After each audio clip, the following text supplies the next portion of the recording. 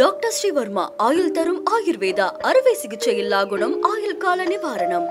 Yesterday courier private limited. Domestic international cargo உங்கள் இல்லம் தேடி வந்து கொரியர் புக்கிங் டெலிவரி செய்து தரப்படும். காலை வணக்கத்தை தெரிவித்து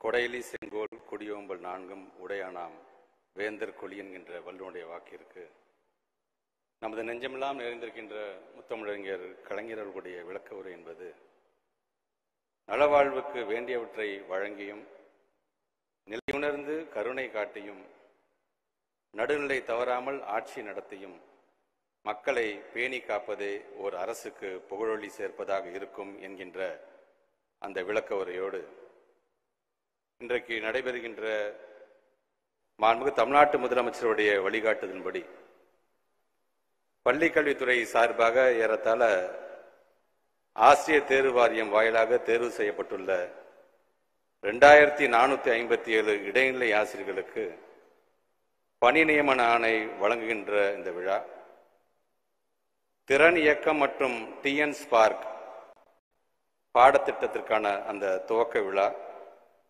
இந்த விழாவினை அனைவரையும் வரவேற்று அமர்ந்திருக்கின்ற துறையினுடைய முதன்மை செயலாளர் மருத்துவர் சந்திரமோகன் IAS சார் அவர்களே, இந்த நிகழ்விலே கலந்து கொண்டு சிறப்பித்துக் கொண்டிருக்கின்ற எங்களுடைய மாண்புமிகு மருத்துவம் மற்றும் மக்கள் நல்வாழ்வுத்துறையினுடைய அமைச்சர் அன்பிற்கினிய அண்ணன் மா சுப்பிரமணியன் அவர்களே, மாண்புமிகு இந்து சமயம் மற்றும் அறநிலையங்கள் துறையினுடைய அமைச்சர் என்னுடைய பாசத்திற்குரிய அண்ணன் PK சேகர் பாபு அவர்களே, இந்த நிகழ்விலே நிறைவாக நன்றியுரையாற்ற இருக்கின்ற எங்களுடைய தொடக்க கல்வியினுடைய இயக்குனர் முனைவர் நரேஷ் சார் அவர்களே, கலந்து கொண்டு சிறப்பித்துக் கொண்டிருக்கின்ற ஆசிரியர் முன்னேற்ற சங்கத்தினுடைய தலைவர் அண்ணன் தியாகராஜன் அவர்களே, ஆசிரியர் மன்றத்தினுடைய தலைவர் அண்ணன் சண்முகநாதன் அவர்களே, எழுத்தாளர் இமயம் அவர்களே, எங்களுடைய மாணவர்களுடைய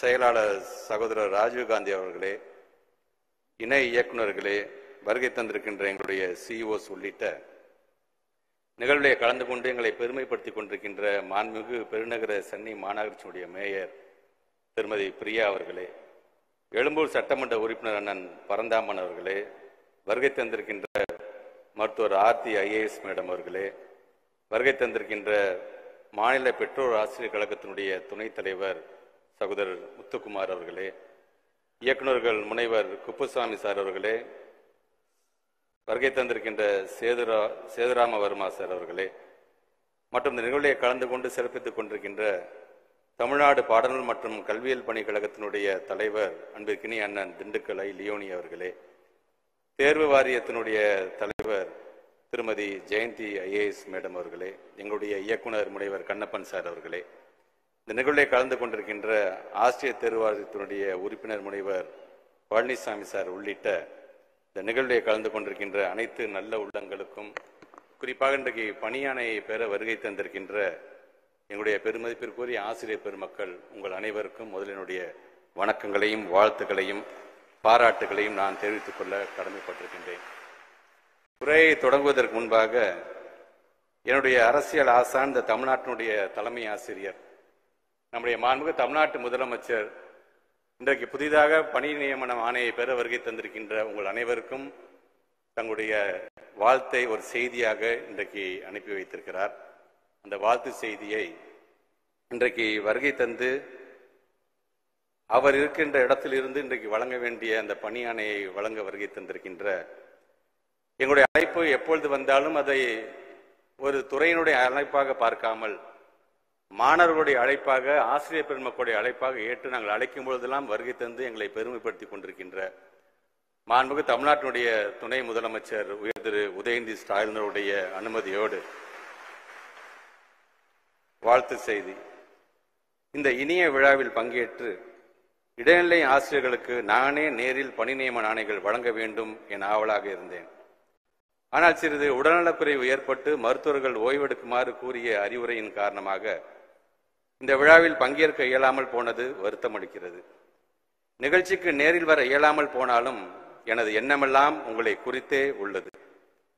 பள்ளிகள் என்ற சமுதாயத்தின் அறிவு நாற்றங்கால்களை பாதுகாத்து பேணி வளர்த்து எதிர்காலத்திற்கான சிந்தனை வளமிக்க தலைமுறையை உருவாக்கும் ஆக சிறந்த பணிதான் ஆசிரியர் பணி.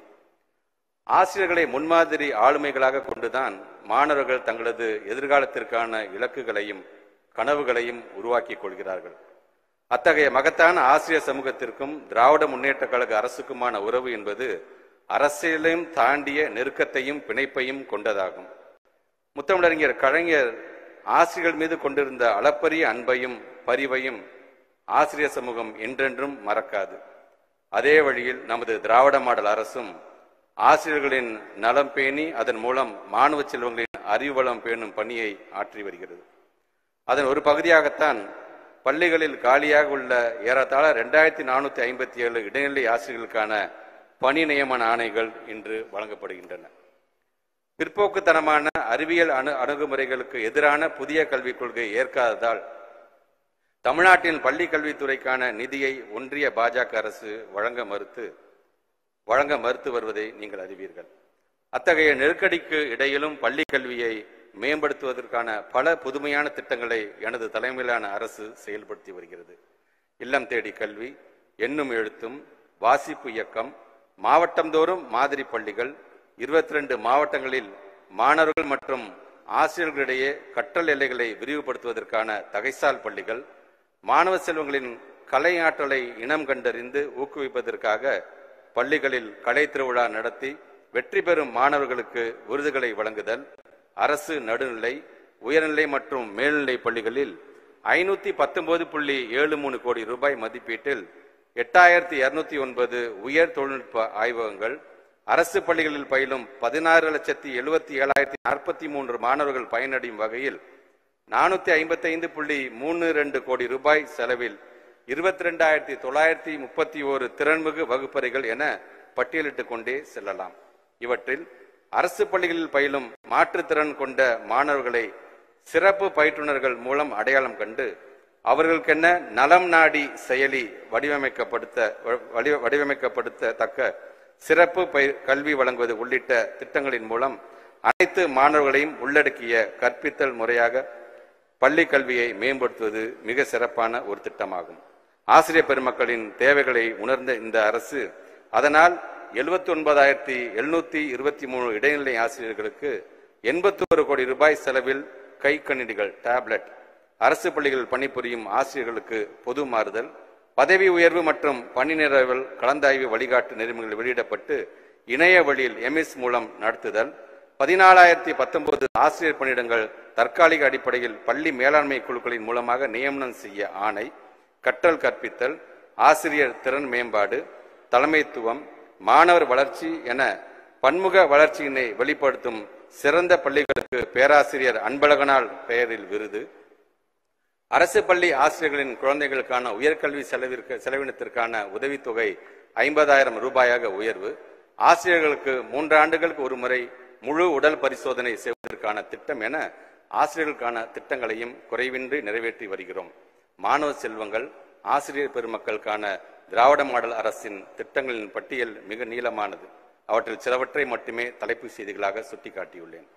மாணவர் நலனையும் ஆசிரியர் நலனையும் தமிழ்நாடு அரசின் பள்ளி கல்வித்துறை 2 கண்கள் என போற்றி செயலாற்றி வருகிறது.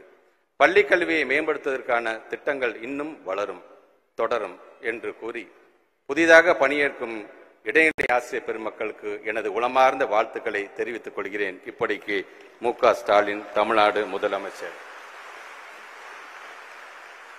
தமிழ்நாட்டுடைய முதலமைச்சர் அவர்களுடைய இந்த வாழ்த்துக்களோடு இங்கே வருகை தந்திருக்கின்ற எங்களுடைய பெருமதிப்பிற்குரிய ஆசிரியர் பெருமக்கள், இன்றைக்கு நம்முடைய மாண்புமிகு துணை முதலமைச்சர் அவர்களால் சமுதாய விதைகளாக இன்றைக்கு தமிழ் மண்ணில், தமிழ் நிலத்தில் தூவப்பட இருக்கிறீர்கள்.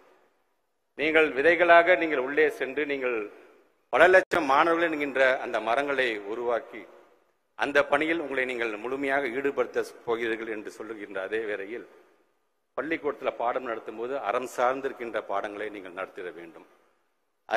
அறிவை மட்டுமே முன்னிறுத்தி இன்றைக்கு இந்த திராவிட மாடல் அரசு நடைபெற்றுக் கொண்டிருக்கின்ற சொன்னால் அதற்கு முக்கிய பங்காக, முக்கிய காரணமாக இருக்க போவதே இன்றைக்கு வருகை தந்திருக்கின்ற எங்களுடைய பெருமதிப்பிற்குரிய ஆசிரியர் பெருமக்கள் நீங்கள் தான். அன்பையும் பண்பையும் ஊட்டி மாணவர்களுக்கு திசை காட்டிகளாக இருக்க போவது யார் என்று சொன்னால் அது நீங்கள் தான் என்று சொன்னவர் மாண்புமிகு தமிழ்நாட்டுடைய முதலமைச்சர் அவர்கள். அப்படிப்பட்ட திசை காட்டிகளாக, ஏற்கனவே சொன்னது போல அறிவு சார்ந்த சமுதாயம் என்று பொருள் சொல்லும் பொழுது அதற்கான அறிவு ஆயுதங்களாகத்தான் இங்கே வருகை தந்திருக்கின்ற நீங்கள் ஒவ்வொருவரும் விளங்கி கொண்டிருக்கின்றீர்கள். ஆக அந்த வகையில் உங்கள் அனைவருக்கும் பள்ளி கல்வித்துறையினுடைய அமைச்சர் என்ற முறையிலே என்னுடைய வாழ்த்துக்களையும் பாராட்டுகளையும் தெரிவிக்க நான் கடமைப்பட்டிருக்கின்றேன். நம்மை பொறுத்த வரைக்கும் ஒரு 2 நாட்களுக்கு முன்பாக மாண்புமிகு தமிழ்நாட்டுடைய முதலமைச்சர் மருத்துவமனையிலே அங்கே ஓய்வு பெற்றிருக்கும் பொழுது உள்ளே நம்முடைய மாண்புமிகு துணை முதலமைச்சர் அவர்களையும் என்னையும் அழைத்து பேசினார். 2 பேர் மட்டும்தான் இருந்தோம். இந்த 24ஆம் தேதி நிகழ்ச்சி என்ன பண்ண போறீங்க என்று கேட்டோம். நீண்ட இடைவெளிக்கு பிறகு ஏறத்தாழ 2457 பேருக்கு பணியாணை என்பது உங்களுடைய திருக்கரங்களால் வழங்கினால்தான் அது சரியாகவும் இருக்கும், முறையாகவும் இருக்கும் என்று நாங்கள் சொன்னும் பொழுது ஆட்சியில் இருப்பவர் தன்னுடைய முதலமைச்சர் என்பதெல்லாம் கடந்து ஒரு நல்ல மனிதன் இந்த நாட்டை எப்படி ஆளுகிறார் என்பதற்கு உதாரணம் அவர் சொன்னது வார்த்தை ஒன்றுதான். பிள்ளைங்களாக உனக்கு எப்படி உங்களுக்கு அப்பா மேல இவ்வளவு ஒரு அக்கறை இருக்கின்றதோ அதே போன்றுதான் இன்றைக்கு பணி நியமன ஆணை வழங்க இருக்கின்ற அந்த 24ஆம் தேதி எதிர்பார்த்து அந்த குடும்பமே காத்து கொண்டிருக்கின்றோம். அதை என்னால் அது பொய்த்து போனது என்று இருக்கக்கூடாது. அதை நம்முடைய மாண்புமிகு துணை முதலமைச்சர் வைத்து அந்த நிகழ்ச்சியை நடத்தி விடுங்கள் என்று சொல்லுகிறார்கள். தமிழ்நாடு என்பது பல முதலமைச்சர்களை பார்த்திருக்கின்றது. ஆனால் ஒரு முதலமைச்சர் ஏறத்தாழ 2457 பேருக்கு பணியாணை, அதுவும் ஆசிரியர் பெருமக்களுக்கான பணியாணை என்று சொன்னால் பள்ளி கல்வித்துறை என்று வந்தாலே துள்ளி குதித்துக்கிட்டு வரக்கூடியதுதான் நம்முடைய முதலமைச்சர்கள், நம்முடைய துணை முதலமைச்சர். அவரே சொல்றார், எனக்காக நீங்க இதை தள்ளி வைக்க வேணாம், நம்முடைய துணை முதலமைச்சர் வச்சு செய்யுங்க என்று சொல்லும் பொழுது அந்த முதலமைச்சருடைய கரத்தை வலுப்படுத்துகின்றவர்களாக நீங்கள் தொடர்ந்து உங்களுடைய பணியில் நீங்கள் அதிகம் கவனம் செலுத்த வேண்டும்.